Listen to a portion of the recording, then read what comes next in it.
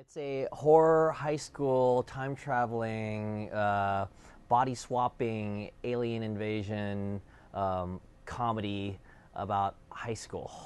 It makes Inception look like Thor. It's basically the most awesome movie ever made. Yeah, that's okay. Subtle. I like it.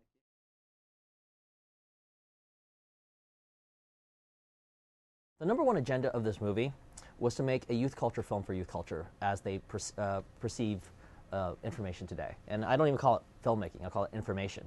I'm in the same age bracket as you. And you have to realize that when we were teenagers, it was a completely different world. We didn't have the internet. We had to learn the internet, you know? The kids today have the internet instantaneously. And they have a certain expectation. Like, the way they even watch movies is different. They may be watching the movie on one screen, and on the next part of it, they're Skyping. And another part, they're getting the answer for Wikipedia on another, and they're looking at porn on the fourth part, you know? It's like, and at the same time, they're texting, you know? So it's like, you know, the way they process information is so much more accelerated, but the vast majority of movies are just so slow and so sold to them. I decided, okay, why don't I make a movie that challenged them, that really worked at a speed and level and complexity that they're engaged the whole time. Yeah. So that was the reason behind the way that it was made. My co-writer and I, Mark Palermo, is from Mark Palermo is a film critic from Canada, and it's an interesting thing in that me being in England for the last 10 years, I was heavily influenced by English comedies. You know, and the verbal skills and things and especially English comedy is, the English are masters at taking social events and ridiculing someone, you know? It's like you're so class conscious, you know? All your comedy is based on class consciousness, you know? Like if someone has the wrong accent, you're done, you know? And that whole idea of not wanting to be embarrassed, it's something that I really took off Ricky Gervais and things, and Graham Linehan, you know? So like I took a lot of those elements and sort of subtly put it underneath an American context. Yeah. And, you know, and Mark being from Canada, he's got a little bit more of a British sensibility anyway, so a little bit more than, say, your average American writer. So if you look at a lot of situations, a lot of the verbal stuff, it's like this movie about people being embarrassed, and that comes straight off of like looking at British comedies. Yeah.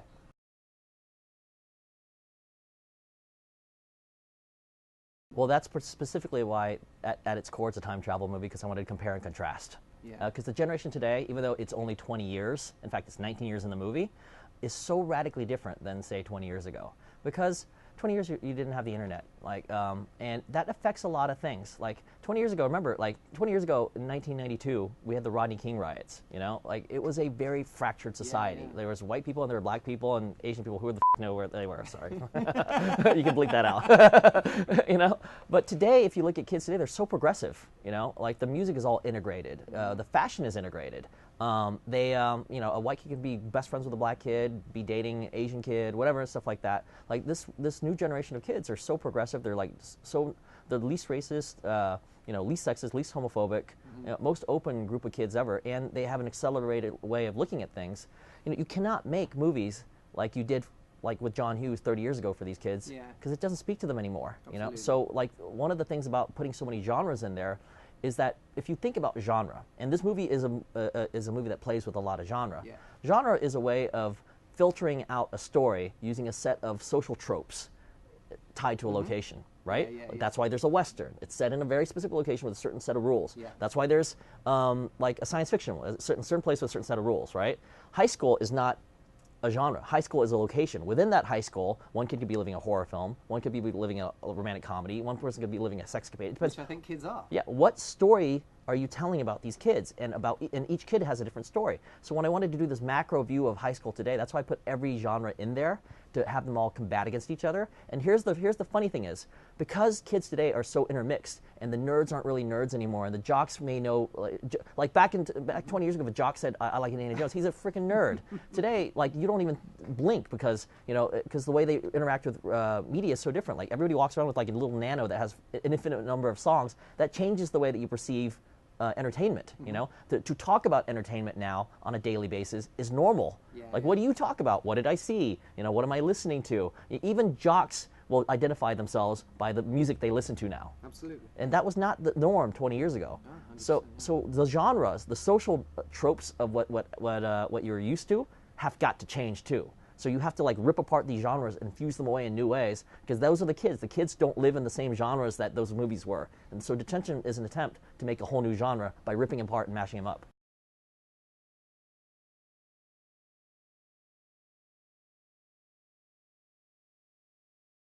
Well, I think now Torque's turned into a cult film, but it's still on over a global level the stench of a million critics stabbing it to death. The blood is still there, you know. So there's a small group of people that are appreciating it more and more. And quite frankly, honestly, Detention. This is what's going to happen with Detention. It's very obvious from the screening reactions that the target audience, which are the kids that it's made for, react very positively to it, and also people our age. That have perhaps a younger soul can appreciate it and are more relevant. And like, by the way, if you're like over 30, you better still be tied into music some way. At least be aware of it. Yeah. Otherwise, you're going to get completely lost in this thing. So it's a very specific thing. But you know, the way media is today, you got to filter a movie like this to get to the kids. You got to get to the loudest voices, and the people with the loudest voices happen to be these guys at newspapers that are 50 years old, that will never laugh at an umbop joke, you know. So to be very fair, it's going to be the same thing like Torque. This movie is going to get trashed by mainstream critics, even though there is a core audience out there that loves it. The difference is there's a lot more blogging, there's a lot more vlogging, there's a lot more social networking. So the only way this movie is going to survive is if people out there like decide by themselves to talk about it and take away that sort of crazy jail that these guys want to put this into. Ultimately, just as I made Torque, I'm confident with what it was meant to be and who it was made for. And ultimately, I can't judge it by the people that it wasn't meant for. Like if Richard Roper trashes it, well, it wasn't written for you. Sorry, bro. Like you've got salt. I've got this for other people. Like Dane Cook, I've known him for many, many years, is a really nice guy. He was just vicious. He's a really sweet, nice guy. And one of the things that is interesting, if you look at this, look at what Dane did. He's known as like that sort of good-looking comedian guy that all the girls love. And what does he play in this film? The principal. You know what the principal is? The most hated, like nerdiest character you can possibly have in a high school movie. Absolutely. And he did it fearlessly. He made himself look bad, and he wanted to do it just because. You know, he thought the role was funny, and he wanted to help me out and work with kids. That's amazing. So, you know, as much as everybody like I don't know why they attack him. No, success. I think just the same as always. He was tremendously successful. It's mind-boggling. You know, the sort of heat he takes on stuff like that. You really have to become very political, and you have to be a really good reader of people. The social skills of a director are completely. Like ignored by film schools. Like film schools try to teach you how to make movies, quote unquote, but if they don't teach you how to be social on set, they really haven't taught you how to make a movie. Well, I think that ultimately you should see Detention because it's going to entertain the crap out of you. That's the number one thing. Like the biggest reaction you get out of it is laughter, you know, but also it's meaningful too. It's a meaningful laughter. You're going to laugh so hard because it's relevant and it means things to you. Like I believe that comedy doesn't work unless comedy tells you something. And the reason why people are laughing so hard at this is because it's very relevant to their lives. You're going to learn something about youth culture. You're going to learn something about yourself if you're heading into your 40s.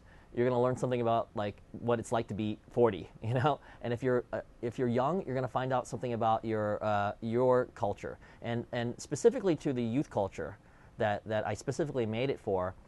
There's going to be a great lesson in this movie. You know, it's a journey about a girl that has to find herself.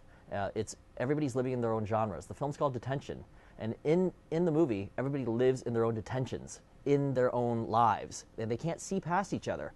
And you know, one of the things that sort of triggered me into writing this movie was Columbine.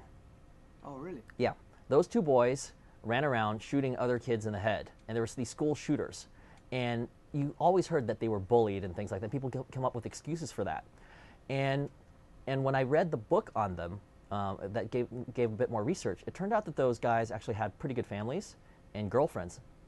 I didn't have a girlfriend in high school. I didn't get to go shoot around people because it's like, so ultimately, if you look at the movie, it's about people trying to empathize. Those guys literally couldn't see outside their own genre. They were trapped in their own little action flick.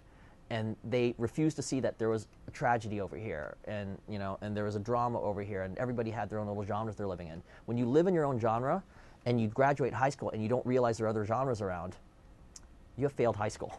Yeah. And that's detention. Like, the movie will tell you that very clearly by the end of it. You know, you want to graduate high school, you have to empathize with other people, otherwise you have failed. My family is from Seattle. My father is from here, and I took summer school here for three summers in a row. And it was actually in one of those summers in Seattle, when I was testing out of like my algebra courses, being a good little Asian boy, that I decided to become a filmmaker. Okay, it was cool. in Seattle, so it has a certain meaning for me. And then the other aspect of Seattle is that it was my first time that the film really popped at a film festival.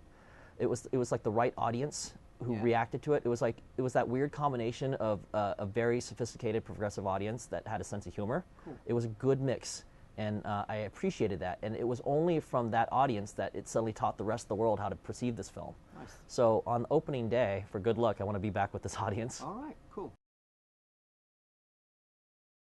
I'm going back into commercials and music videos. I'm doing a LeBron James Sprite commercial for China. I work with China a lot these days. And I'm going to try to pay off the rest of this movie. All right, Joseph Kahn, thank you very much for doing the DList interview. We appreciate it. Thank you.